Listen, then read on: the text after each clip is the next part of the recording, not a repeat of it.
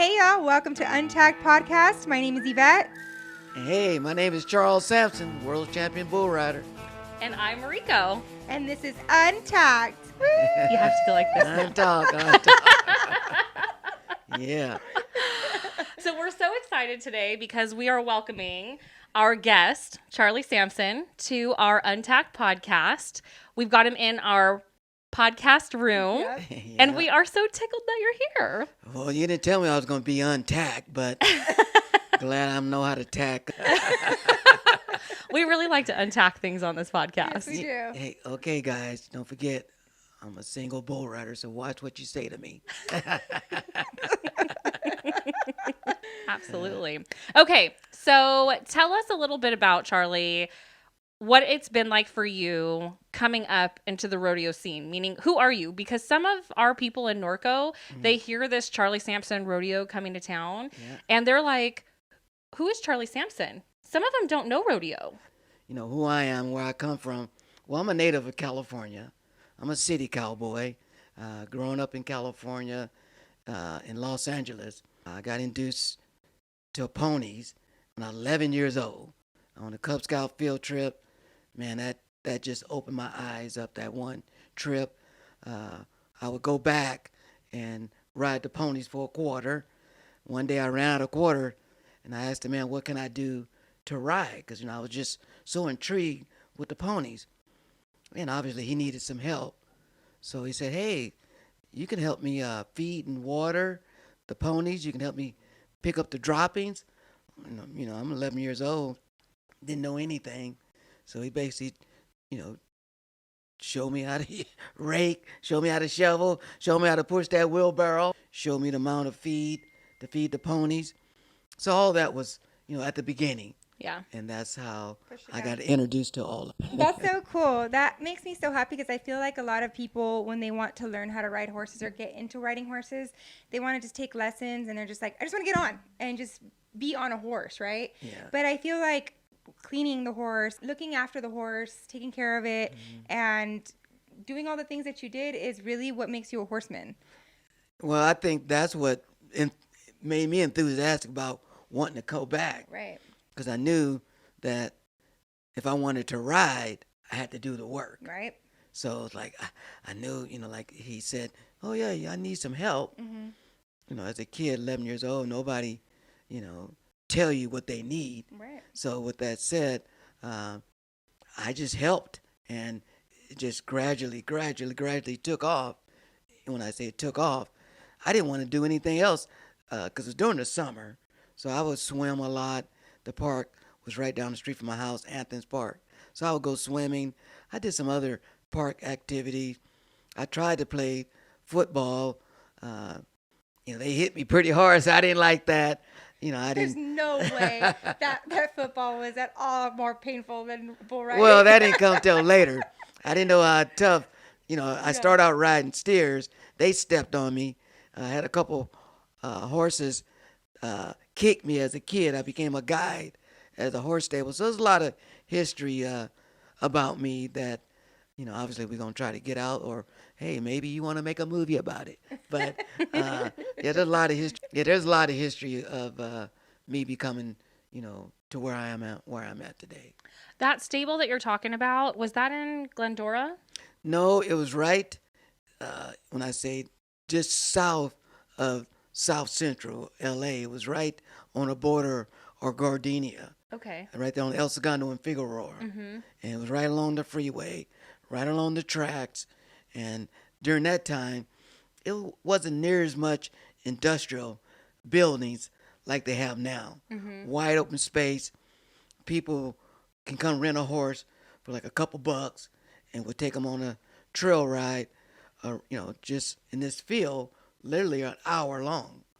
We start out across the street, Figueroa, went into this field, went along the power line, went across 135th, almost to Rosecrans, made a loop.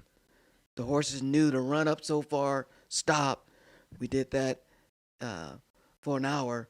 There was a spot where there was motorcycle riders They would ride their motorcycles, make a lot of noise. The horses got acclimated to the noise. And the motorcycle riders never interfered with us, and we never did go in their area. So it was enough room for everybody uh, to share that land. Yeah. It was pretty neat. Yeah. So you started riding ponies, Ponies. which we have a few girls here that really like ponies. Yeah. And so you started riding them. And how did you evolve into like what your next step was? So did you graduate into going into roping or a different discipline and then bowls, or what was your next step after that? Well, my next step was to get a job to go across the street because the pony ring was just in one area, and I would see a group of riders, just but a group of riders, I mean, like 25, 30, people riding horses across the street. And I always wonder, how come I going to do that? Well, the stable El Fig was a rent stables. You had El Fig, you had Lucky, then you had Mr. Warren. So El Fig was the stables that I would go past before I got to the ponies. So one day I said, I'm gonna stop there and see what would it take, to go across the street on a trail ride. I thought I was ready, so I asked the owners and the kids around there. They was teenagers. I said, hey, I want to get a job here, and what it take, get a job here. Oh, you got to go talk to Tommy Cloud. He's the owner. So I went and talked to Tommy Cloud. Hey, I'd like to get a job here. Oh yeah, we need you. Yeah, go back there and talk to Benny. He's in the barn back there. So I went back there and talked to Benny. Tommy told me to come back here and talk to you. Yeah, see what kind of work you can put me to do. He said, well, grab that rake, grab that wheelbarrow, and follow me. So there I was, back at it again, Oh, no. mucking out stalls. They didn't know my name was Chucky or Charlie or Charles. They just called me Pee Wee because I was little. Here, Pee Wee, I was back there cleaning out stalls. Pee Wee, Tommy wants you. I go to Tommy. He said, yeah, I need you to get behind and ride with this lady. I get to go across the street? Yeah, but you got to ride with this lady. This lady's screaming and hollering, I don't want to go, I don't want to ride. But she's on top of the horse. And the horse haven't moved, and she's screaming and hollering. So Tommy tell the lady, here, Pee Wee, he'll guide the horse for you. He'll ride with you. And I'm thinking, okay, all right, I get to ride. But I'm in the back riding with this lady, and there's 20 people in front of us. So we're in the back, and I'm excited because I get to go across the street on the trail. Not knowing the trail, well, now we get to a certain spot, and the horses, they take off, just run up, up the hill. She tried a little bit. The lady's screaming and hollering, stop, I'm slow. So slow the horse down. We walk up the hill. We make it around. And anyway, to make a long story short, that's how I literally got introduced to the horses and the trail. Then that led to, just like I said, everything led to me getting more and more confidence in myself because the horses was huge. I think I was afraid, but I was more excited about just wanting to just ride. And nothing was fast at the beginning, and I don't know, everything just took off one step at a time. I got a job, horse auction on Friday night. I got a job riding the ponies. On Wednesdays, Tommy would let us, I guide horses we guided off of. He would let us take those horses roping in Long Beach and El Monte, and we would rope we would practice, and then after the practice session, they would have jackpots. And Johnny Ashby, he would always say, here, Pee Wee, here go $1. You get 3 tickets, you rope 3 steers. Johnny had this great horse called Buster, and Buster was just perfect for a beginner. I mean, you just get on Buster, you just like pushing a button. He never did anything wrong. I would practice roping on Buster. Then after the practice session, Johnny would get partners for the jackpot. So some of us kids, we would go to work in the back of the roping arena, and we would take the rope off the steer heads, off their back feet, and we would run them up during the roping. One night after the roping was all settled, there was a kid that lived there or worked there. After the roping, they have what you call horn wraps around the steer head to protect their head from the ropes, and they would take them off at the end of the night, and some of the steers, the kids would ride. And Tommy saw that, or Johnny Aspie saw that. They thought, Pee Wee, he's our boy. He can do that too. This is really how you started? That's the beginning. So they served me, Pee Wee. Okay, what you doing? I'm unsaddling the horses. I was a groom. I took care of the horses. I barely could lift the saddle, but I knew how to, tack them up. But they served me to come to them, and they saw that kid riding that steer. They thought Pee Wee should be riding the steer like that kid, and so that's how I got introduced. And the funny part about me getting on that steer, Lee McLean, he's a big bulldogger. So Lee knew how to hold the steer for me, and we just put a rope on him. The steer's running around the circle. Somebody was holding me. They threw me on top of the steer. I was like, I don't want to ride a steer. I don't want to ride a steer.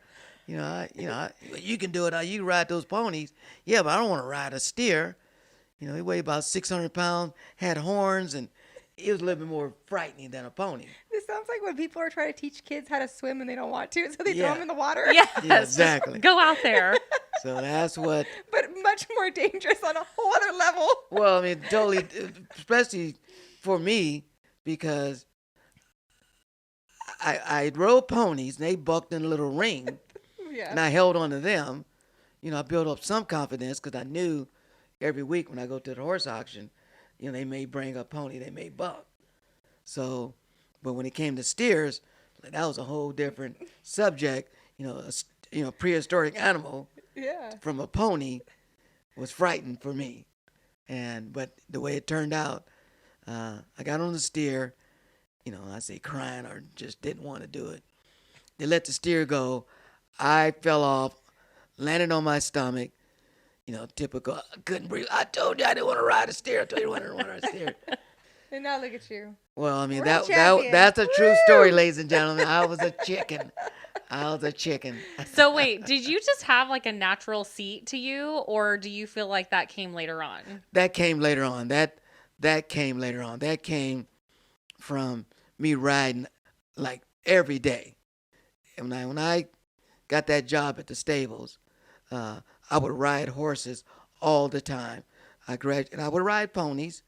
As long as I had a horse under me, they all wasn't different.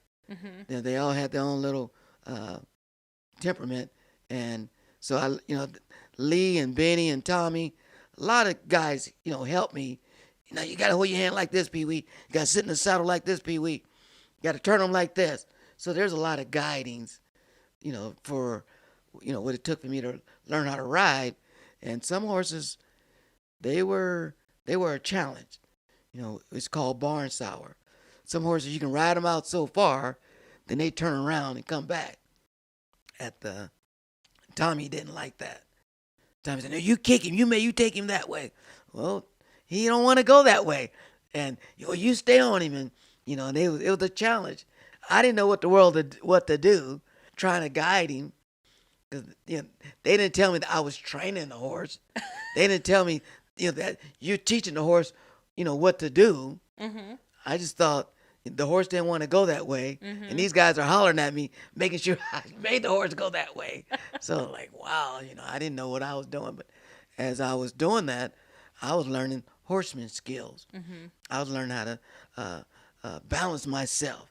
I was learning how to control the horse, and more importantly, I was building my confidence up that nobody never told me. Nobody never told me you're building your confidence up. So I'm telling people today, it's a stepping, it's a step. Yeah. You don't become a horse rider overnight, and you definitely don't become a bull rider overnight, which Right. we're going to talk about. But I do have to say that it sounds more like they saw something in you that you didn't see yet. Because if they saw these little kids riding around and they were like, Pee Wee could do that, Pee Wee could do that, then they saw something that you didn't see yet.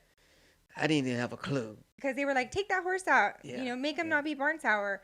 Clearly, they saw that you were probably really good. You had a good seat and you did really well. So they saw something in you that you hadn't seen yet. Determination Yeah. and drive. So I don't really think that it's like, yes, I think you're right. You do have to train to do what you are. But I also think that there is a special skill that you are born with sometimes that you don't realize that you have. And I see that today, in my bull riding schools and even at the roping arena and, with the kids. I worked at a farm in upstate New York, and these kids, they were you can't say at risk kids, but, they were positioned there.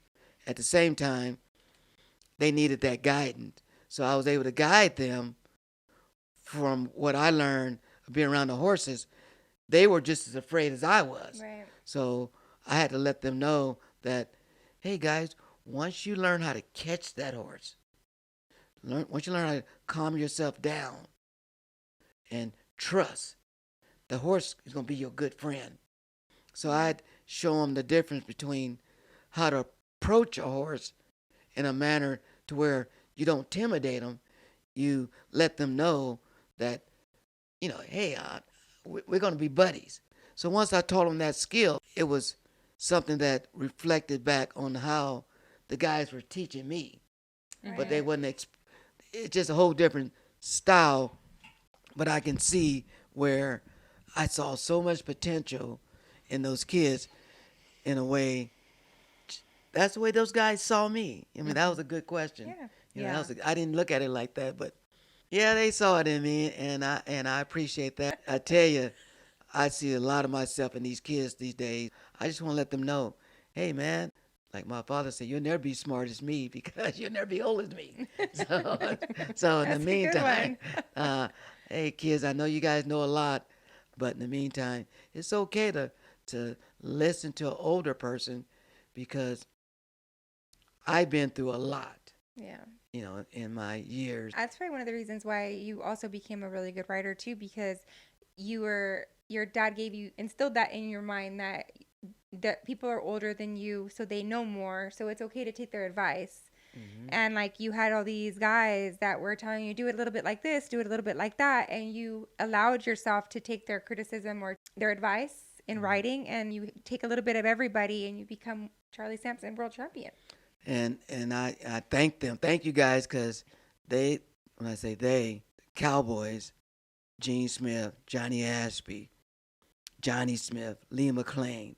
These were Cowboys. They were from Texas, Louisiana. So they had somewhat of a knowledge. Right. And they was willing enough to not only help me, they helped Corey, they helped Thomas, they helped a lot of the kids. Right. And a lot of the, growing up in LA in the late 60s, early 70s, even though it was a predominantly black area, we would go out through Southern California and we would mingle with everybody. I mean, we had Hispanic cowboys, white cowboys, Indian cowboys. We had so many different races of cowboys to where everybody was helping one another. Yeah. You enter those ropings, I would enter with the jockeys from Los Alamitos.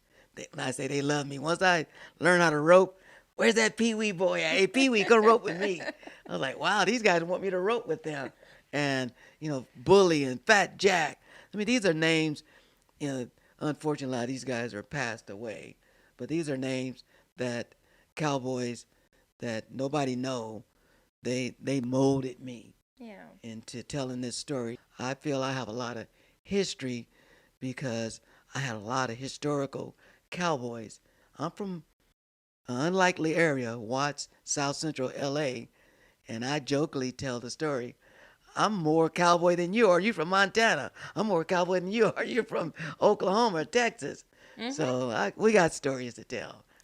You know, I think one thing that I just love though about all of this is that in that reflection, the universal language, no matter the discipline, no matter what horse you're riding, whether you're on a bull, whether you're on a horse, whether you're roping, whether you're riding English, hunter jumper, whatever it is, the universal language in that is that hard work in any discipline that involves an animal, it only lifts you up forward. And Yes. I think that that's like one really unique thing about this type of industry or this type of sport is that no matter what, people, no matter the discipline, no matter the animal, you're out there mucking. Yeah. You're out there picking up there after them. Yep. You know, like you're out there grooming them. You're out there Yeah. giving them their proper vet treatment. You know, you're out there taking care of these animals. And unless you have a respect for them, then you're not on top of them. And that's a universal language across the industry. I definitely love that.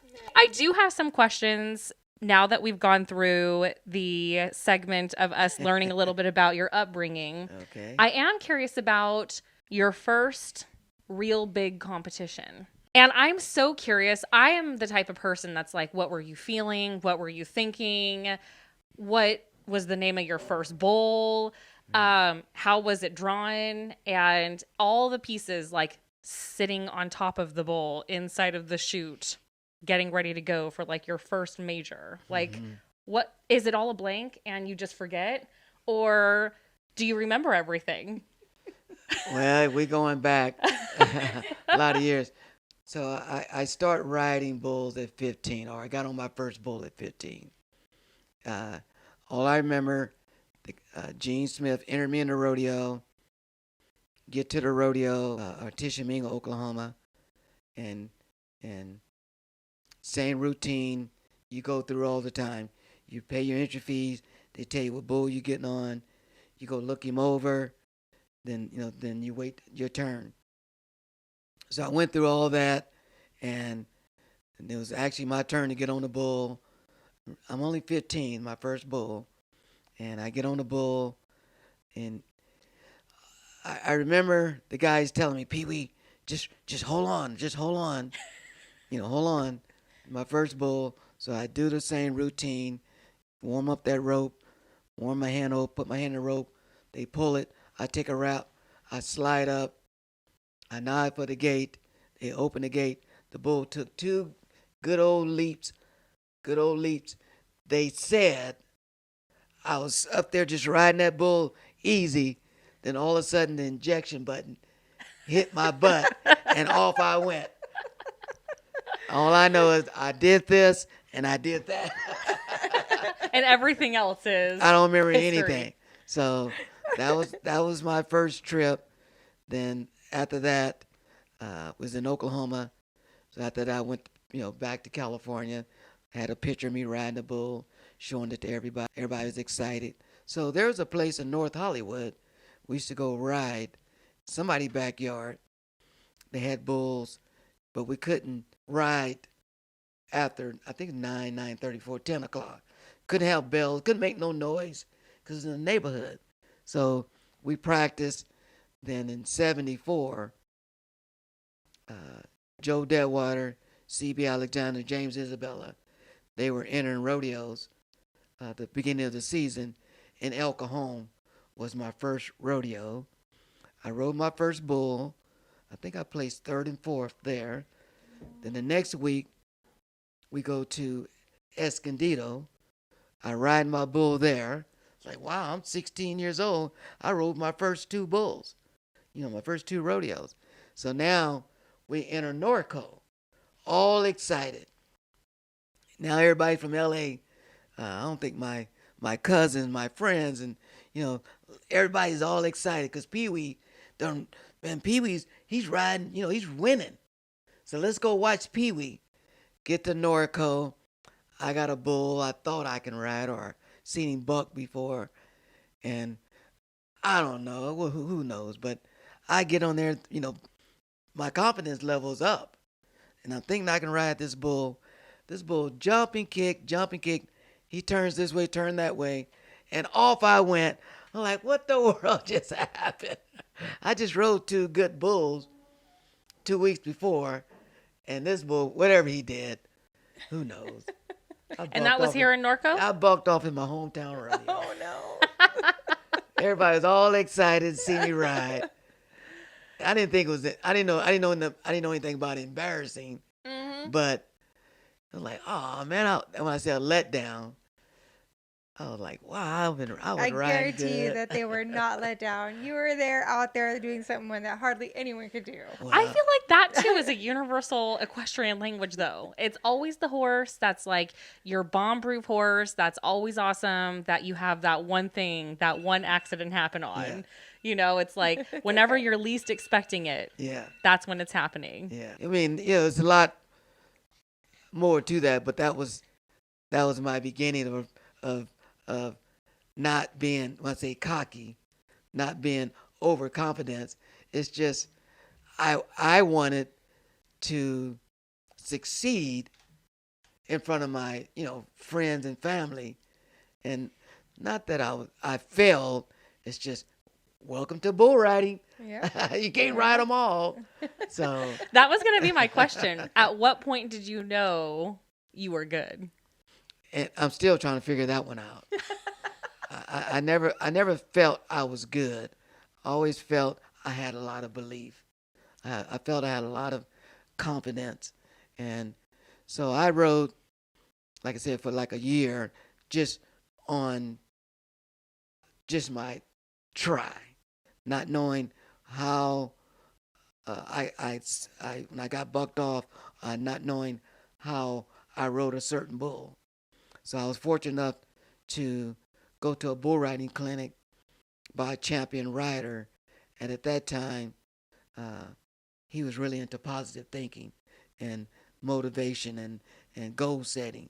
So at 17 years old, I had that psychocybernetic book, the Magic of Believing book. I was reading that because he said, to ride those bulls, you have to believe, you have to have a lot of confidence. So the clinic taught us, that aspect of bull riding, which has nothing to do with bull riding other than you have a lot of confidence. But uh, I worked out a lot, clean out stalls and in the gym. But the technique, the basic fundamental, I developed a style that uh, I say helped me ride the better bulls. So when I would go to a certain rodeo, that was my goal, is to ride that bull and be among the leaders. Not being cocky, just that's what I believed. I believed I was gonna ride. I believed I was gonna win. I believed I was gonna be successful, because you know that's what winner I did. think that is though, because if you think about it, when people manifest or think of things that they want to happen, you speak it into existence and Hmm. you have to believe it. So it is like having that confidence is important and believing in yourself is important.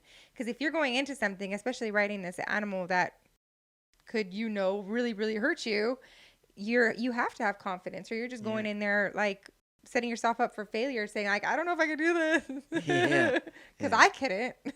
No, and that's I think that is a very good key to say, like, would help you too. it helped me, and Yeah. even when I say even today, putting on the Charlie, I'm eager to put on a rodeo in Norco. Uh, I'm honoring a lot of fallen riders. Uh, uh, Gene Smith, Johnny Aspie, uh, Sharon Braxton. So there's a lot of history. Uh, Jim Brown. They're from Norco. So a lot of people that supported me from the beginning. Unfortunately, they're not here, but I want to honor them with the Charlie. And I call this my local rodeo, my hometown rodeo, Norco. As a kid growing up, we were going to the country, Norco, Riverside, Paris. But the Charlie, is it's gonna be. Now I want to say sentimental, but it is sentimental because it's been a long time making for me to do something for, when I say for the history of the sport. This sport has played a big part in my life and in my career and who I am. So to come put on a rodeo with these events. I ran barrels as a kid. I team rope as a kid. I even steer wrestled as a kid. I tried tie down roping as a kid.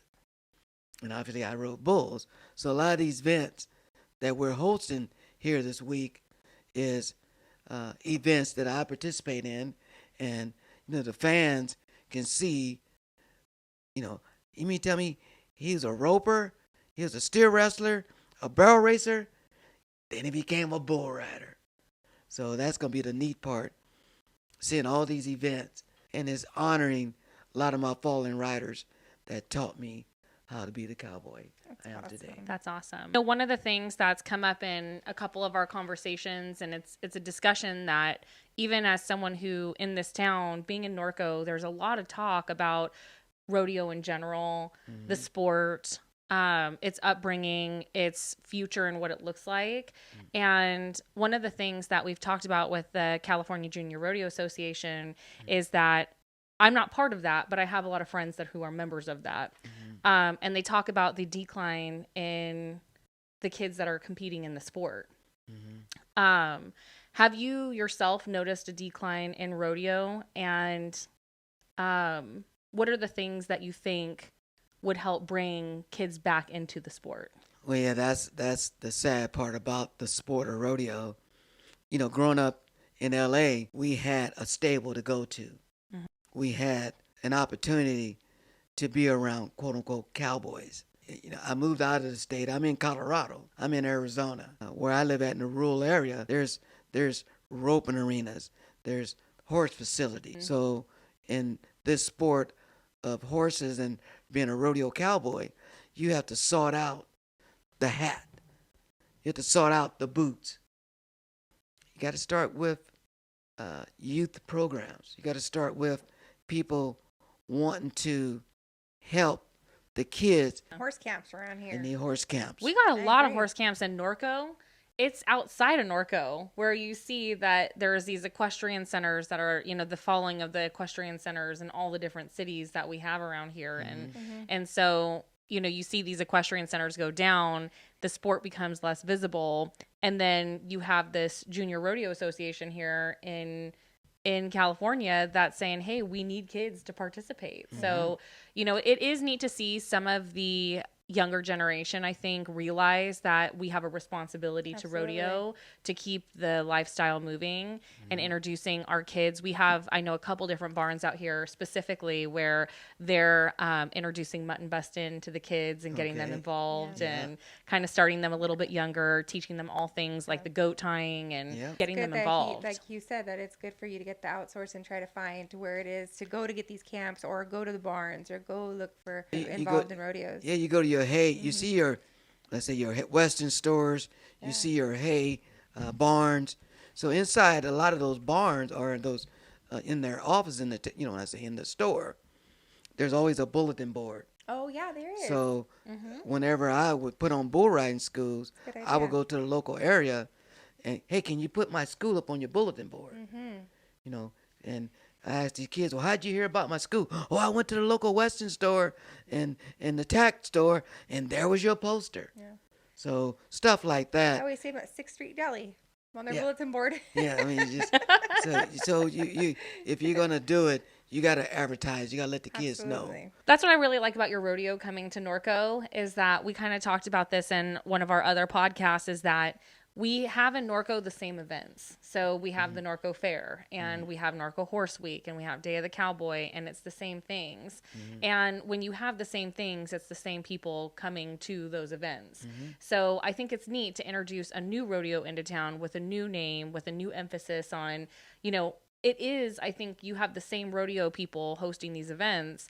You get the same stock contractors, you get the same faces. And so it's the same thing every time. So it's neat to get, I think, a different take on it, have a world champion come in here and host a rodeo. I think that's something that's... I'm so excited for the food. Yeah. So I'm excited to see. So you're going to come in here. I hear you're competing. Yes, I'm going to compete. Most of the bulls I rode, we're riding their grandkids. So I'm not getting on no grandkid. I'm not getting on no bull. But, I rope. and you can do that till you're 90 years old. So I'm a team rope, Okay. and so we're gonna do that. We have mutton busting, we have junior bull riding, we have junior barrel racing. So if people come early enough, the gates open at 3. My good buddy Dehashe, he has some gentle ponies and horses, but people come early.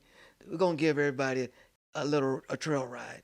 Oh, So that's we're gonna cool. introduce Oh, that that's awesome. to the folks. Let people come and just pet the ponies, let the horses. We got vendors coming that's selling a lot of Western, artifacts.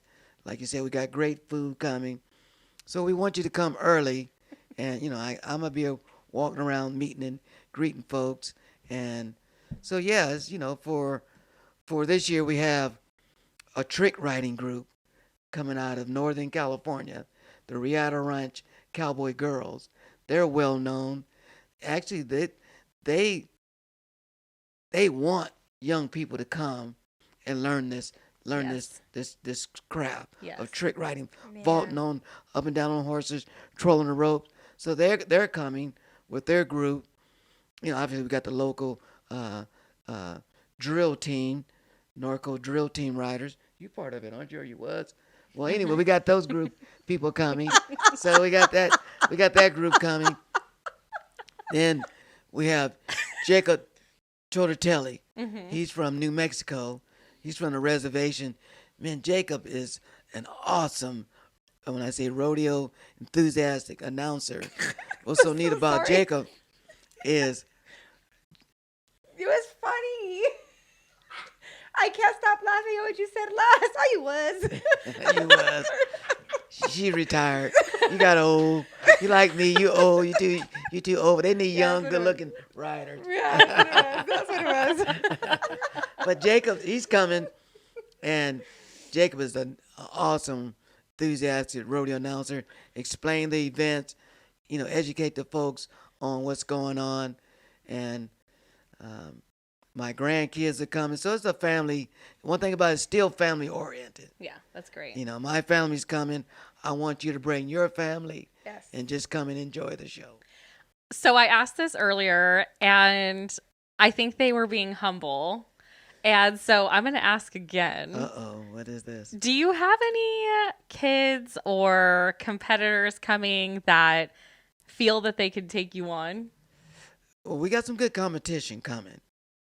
We have, like I said, we got cowboys. I was able to travel throughout the world. Mm-hmm. So I'm inviting everybody. This is not, it's a local rodeo. When I mean local, it's open to everybody. Yes. That's So- exciting. Who is the person that's coming from the furthest? As of right now, I Where's got that? I got a cowboy coming from Maryland. Ooh, that's cool. So I have cowboys coming from Maryland, Texas. Obviously, Texas cowboys, they go everywhere. Obviously, Colorado, New Mexico. I talked to some Brazilian boys. They may come. I got some Hispanic boys coming from Mexico. Trying to get my Canadian cowboys coming. So it's a busy week. That's going to be really nice. So cowboys are, like, yeah, Charlie, we're going to come. Got to enter. So we got some good names as of right now on board. So more importantly, we got good cowboys coming and cowgirls. It's like a continental breakfast or international breakfast. Yeah, we got folks coming from all over. Oh, that's awesome. That is We're great. excited. That is It's going to great. be such a beautiful rodeo. We're so excited to be a part of it. Yeah. So is this like a cowboy thing to be humble about your competition? Like you guys aren't like, yeah, I'm gonna take you on. I could beat you. There's none of that happening. Well, the reason being because one thing about rodeo, you're only at the stock you compete on. So it's a drawing contest. Well, obviously I can beat you girls because you girls done right. So you girls are easy to beat. Whoa, But- Whoa, whoa, whoa, whoa, whoa, whoa, whoa, whoa. Whoa. You don't know. You have to see me ride. Can you ride a bull? I have.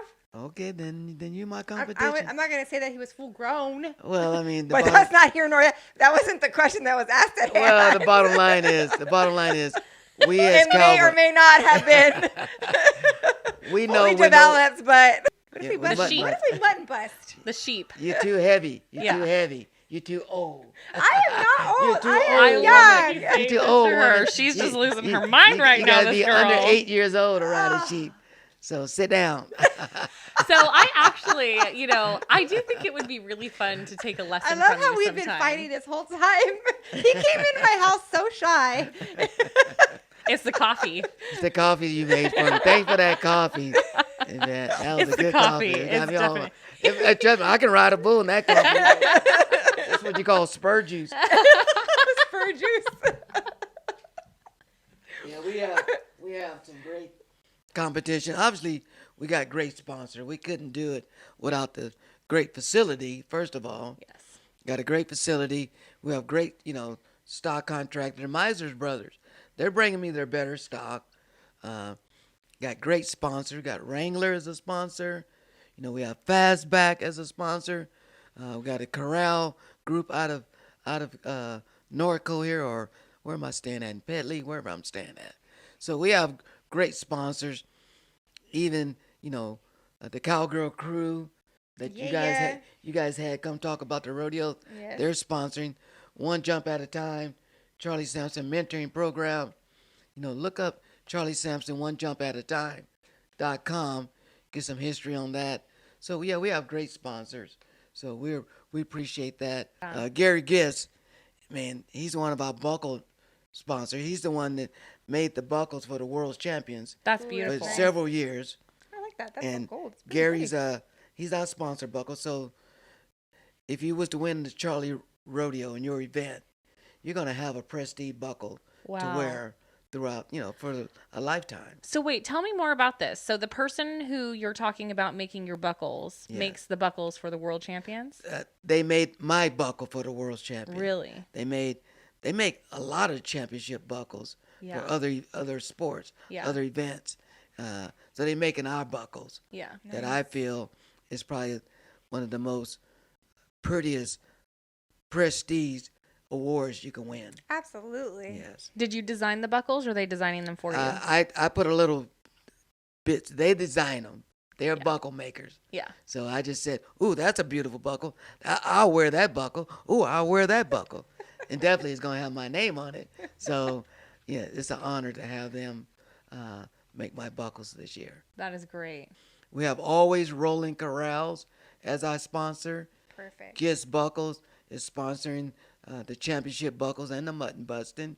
Wrangler is sponsoring, the rodeo. Everybody wear your Wranglers because you may be able to get your boots in the ground or in the dirt. Mm-hmm. But if you don't have your Wranglers on, we may not invite you. Oh, yeah. You got to be wearing your Gotta Wranglers. have You your gotta be Wranglers. really. We already been planning our outfits. We're planning our Wranglers. So we have them as a sponsor. Obviously we got the great stock. We got Mike Chaffee. It's a bucking sponsor. Oh, when I say bucking, they're bringing their junior bull riding team to ride. So we have some great sponsors.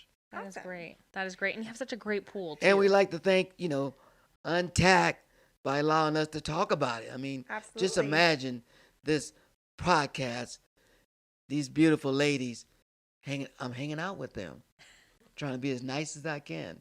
You've been pretty well behaved. Have I? You Okay. have. It's the Have coffee. you? We're about to arm wrestle right now. Here, let me. I'm about to get you. We're about to go bull riding right now. See who can steer wrestle. I am pretty competitive with this one. Yes. And I have thought, could she stay on or could I stay on longer? Actually, she could because she's really good. I was gonna choke on my saliva right now. I'll put it like this: with the right stock, both of you guys can last forever. We'll get you on a bull. As soon as that bull turns out and he stopped, just imagine you rode the bull. I just need one that walks out. Like, just Walk walks. out, That's stop. a good bull. That's a Like good I bull. said, it's all about the competition. You know better than your competition. This is And true. the bull This is is your true. competition. Mm-hmm. Women, you can enter, providing you have your own equipment and you are a bull rider. You know what? I just gotta say, don't underestimate these Norco women out here. We're a whole other kind of breed. Okay, all right. You're from Norcco. Charlie, we are so grateful to have had you here. We Yes. literally had so much fun with you. All right, girls, let's cinch this up. Thank you guys so much for watching Untacked Podcast. Make sure to subscribe and follow. Can I say your part? Yeah. Let's keep it classy, sassy, and a little badassy. And you have to. Make sure to always clean your tack. Good job. Good job. I hope so. That was awesome.